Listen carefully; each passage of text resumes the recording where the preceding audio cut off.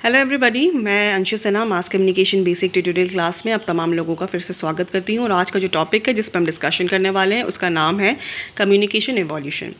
Communication evolution पहले तो मैं बता दूँ मतलब क्या हुआ। मतलब ये हुआ कि कम्युनिकेशन किस तरीके से इवॉल्व हुआ, यानी कि कम्युनिकेशन के कौन कौन से स्टेजेस थे। ऑब्वियसली जब हम सब यही समझते हैं कि कम्युनिकेशन मतलब होता है कि शब्दों में बातें करना, रिटन में बातें करना, बट एक ऐसा फेज़ था जब शब्द का इस्तेमाल नहीं हुआ था, जब शब्द की डिस्कवरी नहीं हुई थी, इनोवेशन नहीं हुआ था।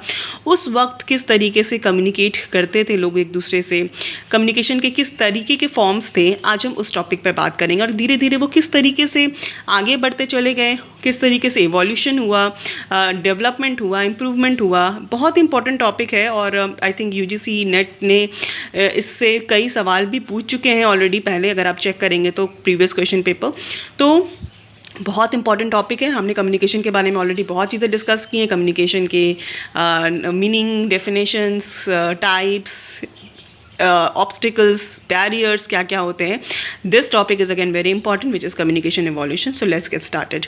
तो बिफोर इसके बारे में मैंने आपको एक ब्रीफ बताया है, तो अब हम सीधे एजेस के बारे में बात करेंगे कि कम्युनिकेशन में कौन कौन से एजेस थे, कौन कौन से स्टेजेस थे, शुरुआत कहाँ से हुई थी। ठीक है, तो let's start with this first stage which is named as Ramapithecus age. ये प्रोनाउंस करना थोड़ा मुश्किल होगा but it is Ramapithecus age. So what this age is all about, ये एक ऐसे एज के बारे में बात करता है यानी कि ये हमारे ये बहुत जब ह्यूमन कह सकते हैं कि इवोल्यूशन शुरू हुआ था लोगों को, ऑब्वियसली उस वक्त ऐसा फेज था, ऐसा एज था जहाँ पर लैंग्वेज तो थे ही नहीं, सिंबल्स भी लोग नहीं, क्योंकि उस टाइम इस एज में लोगों में कॉग्निटिव पावर नहीं थे, यानी कॉग्निटिव सेंस डेवलप्ड नहीं हुआ था। उनके पास सेंसेस थे, वो सुन सकते थे, बोल ऑब्वियसली आवाज़ें निकाल सकते थे, टच कर सकते थे, स्मेल कर सकते थे, टेस्ट कर सकते थे, बट कॉग्निटिव सेंस बहुत डेवलप नहीं हुआ था, वो धीरे धीरे डेवलप्ड हो रहा था। और कॉग्निटिव सेंस कहने का मतलब है कि वो दिमाग का इस्तेमाल किस हिसाब से करते थे। वो दिमाग का इस्तेमाल हंटिंग में करते थे कि आज वो किस तरीके से हंटिंग करें कि उनको आज खाना मिल जाए, चाहे वो एनिमल्स को हंटिंग हो, उसके बाद फ्रूट्स किस तरीके से तोड़ा जाए। तो इस तरीके से चीज़ें, वो नई नई चीज़ों को रोज़ डिस्कवर कर रहे थे। तो ये इस तरीके से ये एक एंसेस्टर्स का एज है जिसमें कह सकते हैं कि ये वो केव्स में रहते थे और सिर्फ प्लेजरेबल और अनप्लेजरेबल चीज़ों को ही महसूस कर सकते थे कि अच्छी चीज़ें क्या हैं, कौन सी चीज़ें उनको खुशी दे रही हैं। खाना खाने के बाद उन्हें खुशी मिलती थी, भूखे रहने से उन्हें दर्द होता। तो ये छोटी छोटी चीज़ें वो महसूस कर रहे थे और ये इसीलिए इसको रामाफिटिकस एज ये नाम दिया। ये प्री हिस्टोरिक एंसेस्टर्स के बारे में, ये एज के बारे में है। आगे है दूसरा एज जिसके बारे में हम बात करेंगे, दूसरा एज या दूसरा स्टेज जो भी आप बोलें, इट इज़ मेनिमोनिक स्टेज।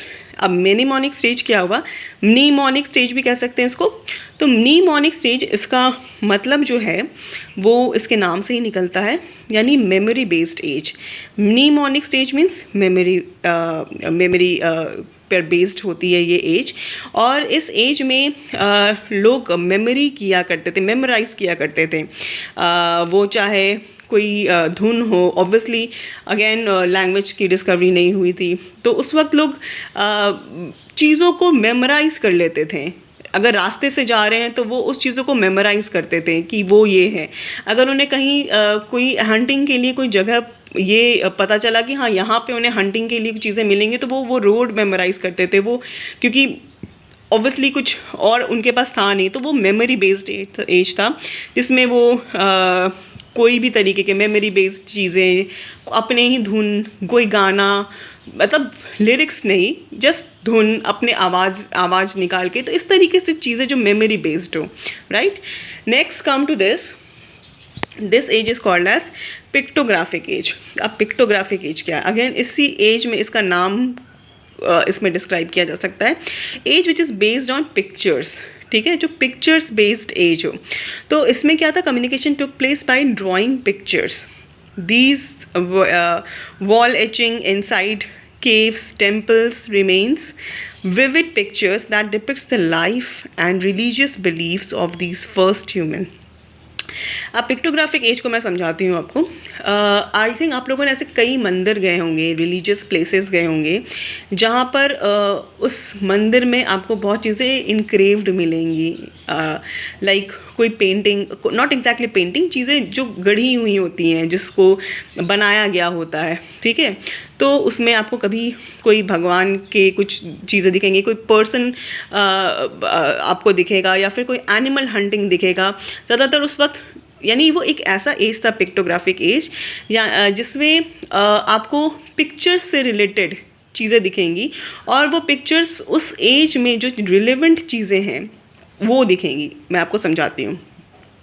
आज के टाइम पे अगर हम पिक्टोग्राफिक एज करेंगे, अगर कोई पिक्टोग्राफिक एज करेगा, यानी कोई मंदिर में या किसी भी चीज़ में अगर वो पिक्चर्स इनग्रेव्ड करेगा, तो वो क्या करेगा? आज की टेक्नोलॉजी को करेगा, जो बहुत इंपॉर्टेंट है। मोबाइल है, इंटरनेट है, जिससे वो कम्युनिकेट कर रहे हैं, जो चीज़ें देख रहे हैं, वो सारी चीज़ें इनग्रेव्ड रहेंगी। उस वक्त क्या हुआ करता था? उस वक्त जो चीज़ें उन्हें दिखती थी, जैसे कि एनिमल हंटिंग, ठीक है, किसी तरीके का डांस फॉर्म, मुद्राएं, तो उसके बाद कहीं ना कहीं उनकी एनिमल्स की फ़ाइट, जो चीज़ें दिख रही हैं, प्रिविलेंट हैं, वो चीज़ें वहाँ पे इनग्रेव्ड की जाती थी। आपको मैं एग्जांपल के तौर पे बताती हूँ। आई थिंक आप अगर भीमबेटका यानी कि मध्य प्रदेश में एक जगह का नाम है, राइजन हिल्स में है वो भीमबेटका। अगर आप भीमबेटका जाएं तो आप देखें कि भीमबेटका, यानी कि नाम एक्चुअली भीमबेटका इसलिए पड़ा क्योंकि जहाँ तक मुझे इसके बारे में आइडिया है, भीमबेटका महाभारत में जो भीम थे, वो उस जगह पर उनका स्थान था, यानी वो वहाँ बैठते थे, तो भीम के बैठने का जगह भीमबेटका कहा जाता है, और इसी वजह से उनका नाम भीमबेटका पड़ा। वहाँ पे 600 से ज़्यादा केव्स हैं, गुफाएं हैं, 600 से ज़्यादा, जबकि विजिटर्स को देखने के लिए वहाँ पे 20 केव्स ही खुले हुए हैं। और यूनेस्को वर्ल्ड साइट में भी उसको वो इनलिस्टेड है। और भीमबेटका बेसिकली उसका, अगर आप जाएंगे कभी तो आप देखेंगे कि भीमबेटका में ये सारी पिक्टोग्राफी की हुई है, यानी कि पिक्चर्स बने हुए हैं। किसके पिक्चर्स बने हुए हैं? ऑब्वियसली मैंने जो बताया, एनिमल हंटिंग के, एनिमल्स हंट, जिस चीज़ से हंटिंग कर रहे हैं उसकी पिक्चर्स बनी हुई है, मुद्राएं बनी हुई हैं बहुत तरीके की, ठीक है। एनिमल्स के बहुत सारे बैल जो हैं, उस टाइम पे जो एनिमल्स प्रिवेलेंट थे, जिनके इस्तेमाल लोग कर रहे थे, उनकी पिक्चर्स वहाँ पे बनी हुई हैं। बुल्स हैं, काऊ हैं, तो वो सारी पिक्चर्स आपको वहाँ पर देखने को मिलेंगी। और सबसे अच्छी बात या बहुत ही सरप्राइजिंग थिंग कह सकते हैं कि वो पिक्चर्स जो आपको देखने को मिलेंगी वो कलरफुल पिक्चर्स हैं। मतलब ऐसा नहीं है कि वो पिक्चर्स को सिर्फ इनग्रेव्ड किया गया है, वो ग्रीन कलर में है, येलो कलर में है। तो उस वक्त पिक्टोग्राफी किस तरीके से की जाती थी, ये बहुत सरप्राइजिंग फैक्ट है। तो कभी अगर आपको इसके बारे में और जानना है तो प्लीज़ आप उस एरिया को एक्सप्लोर करें, आपको वहाँ पर, या फिर आप इंटरनेट पे एक्सप्लोर करें, तो आपको पिक्टोग्राफिक स्टेज के बारे में कुछ और जानकारी मिलेगी। आगे हम बात करते हैं पिक्टोग्राफिक के बाद। इसके बाद का जो एज है उसको हम कहेंगे आइडियोग्राफिक एज। आइडियोग्राफिक एज, जैसे कि मैंने यहाँ कहा, in this period 3000 to 2000 BC this aging become, जैसे कि मैंने पिक्टोग्राफी के बारे में बताया, पिक्टोग्राफिक को थोड़ा एडवांस स्टेज हो जाएगा आइडियोग्राफिक एज। तो आइडियोग्राफिक एज में क्या होता है, मैंने पिक्टोग्राफिक में पिक्चर्स थी, जो चीज़ें उन्हें दिख रही थी वो चीज़ को वहाँ पे इनग्रेव्ड कर रहे थे। अब आइडियोग्राफिक में लोगों ने, क्योंकि उस टाइम वर्ड्स तो इस्तेमाल नहीं हुए थे, डिस्कवर नहीं हुए थे, तो लोग क्या करते थे, हर चीज़ का सिंबल बना दिया था उन्होंने, ठीक है। जैसे कि मैन, अगर आप देखें यहाँ पे मैंने लिखा है मैन, मैन को इस तरीके से सिंबलाइज़ किया जाता था। हाउस को 9 की तरह सिंबलाइज़ किया गया है, बुल को उल्टा ए की तरह सिंबलाइज़ किया गया है, गेट मैंने लिखा है उसको ट्राइंगल की तरह सिंबलाइज़ किया गया है, कैमल को 7। तो इस तरीके से नंबरिंग, ऑब्वियसली नंबरिंग किस तरीके से उन्होंने की है मुझे नहीं पता, बट इस तरीके के कुछ सिंबल्स दिए गए थे, और इस सिंबल से वो लोग एक दूसरे को कम्युनिकेट करते थे। तो ये भी बहुत सरप्राइजिंग थिंग है। आई थिंक अगर सोचा जाए कि हम लोग उस फेज़ में चले जाएं जिस तरीके से शब्द ना हो, इनफैक्ट अगर हमसे मोबाइल ही छीन लिया जाए, इंटरनेट छीन लिया जाए, तो हम कितने ज़्यादा तिल मिला जाएंगे। और सोचिए उस एज में लोगों के पास लैंग्वेज नहीं थे बात करने के लिए, वो लोग एक दूसरे से सिंबल के थ्रू बात करते थे, वो कितना ज़्यादा स्ट्रगलिंग होगा उनके लिए। बट बहरहाल symbols were use for act of writing in the phonetic stage. धीरे धीरे फिर सिम्बल्स इस तरीके से बनते गए और बहुत सारे सिम्बल्स बनते गए, और उसके बाद कहीं ना कहीं धीरे धीरे लैंग्वेजेस का इस्तेमाल होने लगा। अब आगे जानते हैं हम, ये जो चीज़ें थी ये सब सारी प्री लैंग्वेज फेज़ थी, यानी जब लैंग्वेज का इस्तेमाल नहीं हुआ था। लैंग्वेज का जैसे ही इस्तेमाल होने लगा, लोग भाषाएं, बहुत तरीके की भाषाएं अपने अपने समझना शुरू करने लगे, बोलना शुरू करने लगे। और उसी फेज़ में कम्युनिकेशन का इवोल्यूशन एक स्पीड तब पकड़ा जब जॉन गुटेनबर्ग, आपने इनका नाम सुना होगा, इंग्लैंड के जॉन गुटेनबर्ग ने 1440 I think 1440 around I am not getting very precise with the date, it is around 1440। उस टाइम उन्होंने printing press, movable type printing press का इन्वेंशन किया। तो ये एक ब्रेक थ्रू था कम्युनिकेशन में, ऑब्वियसली ब्रेक थ्रू होगा क्योंकि चीज़ें, कम्युनिकेशन का जो रैपिड एवोल्यूशन कहीं ना कहीं प्रिंटिंग प्रेस के आने के बाद ही हुआ। उसके बाद जैसे ही प्रिंटिंग प्रेस आया, उसके बाद और इम्प्रूवमेंट्स होने लगे और डिस्कवरीज होने लगे। उसके बाद पेपर मेकिंग मशीन, उसके बाद स्टीम पावर टू प्रिंटिंग, यानी कि प्रिंटिंग प्रेस पे बहुत पहले चाइना में जब इवोल्यूशन स्टार्ट हुआ था प्रिंटिंग प्रेस का, उस टाइम क्या होता था कि लकड़ी के कह सकते थे कि अगर आप देखेंगे तो लकड़ी में क्यूब्स वाइज क्यूब्स वहाँ पर सारी चीज़ें लिखी रहती थी, मतलब इनग्रेव्ड रहती थी, और उनको प्रेस किया जाता था एक इंक के माध्यम से। बहुत मैन पावर की ज़रूरत पड़ती थी, बहुत बड़ा एक इक्विपमेंट हुआ करता था, उसको प्रेस किया जाता था, उसको बाद उसको उठाया जाता था, विच ऑलमोस्ट लाइक उसमें बहुत मैन पावर भी लगता था और बहुत फिजिबल नहीं था, वो बहुत टायरिंग एंड टीडियस प्रोसेस था। So that was like a breakthrough, इसलिए भी कहा गया क्योंकि प्रिंटिंग प्रेस के आने के बाद इन चीज़ों से लोगों को निजात मिला और मेहनत कम लगने लगी।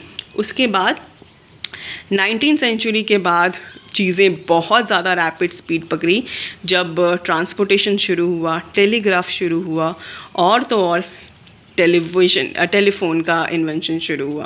तो ये तीन, यानी major transportation systems permitted large quantities of newspaper, यानी ट्रांसपोर्टेशन से न्यूज़पेपर एक जगह से दूसरे जगह तक पहुंचने लगे।